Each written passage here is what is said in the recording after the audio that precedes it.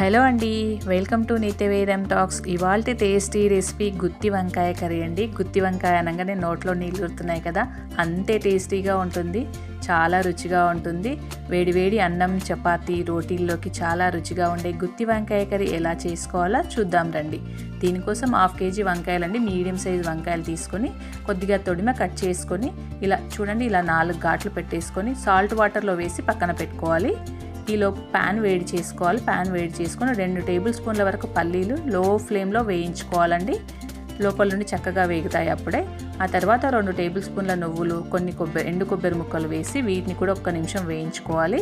నువ్వులు వేగడానికి ఎక్కువ టైం పట్టదు కాబట్టి తొందరగానే వేగుతాయి, నిమిషంలోపు వేగిపోతాయి. ఇవన్నీ వేగిన తర్వాత వీటిని పక్కన పెట్టి చల్లారనిచ్చి వేరే ప్యాన్ పెట్టుకొని 2 టేబుల్ స్పూన్ల వరకు ఆయిల్ వేసుకోవాలండి.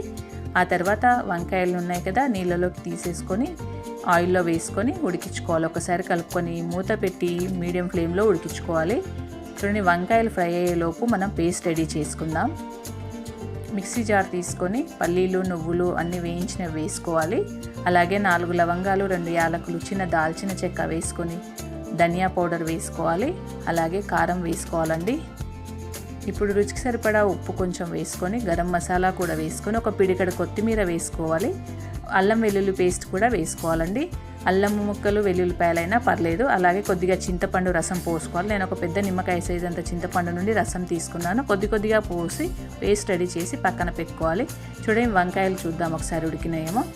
ఇవి 70% ఉడికితే సరిపోతుందండి, ఎక్కువగా ఉడకాల్సిన అవసరం లేదు. చూడండి, ఉడికినాయి. వీటిని పక్కకు తీసేసుకుందాం. ఇప్పుడు ఇదే ఆయిల్లోకి కొన్ని మెంతులు, కొంచెం జీలకర్ర వేసుకొని బిర్యానీ ఆకులు, పచ్చిమిర్చి, ఉల్లిపాయలు వేసుకోవాలి.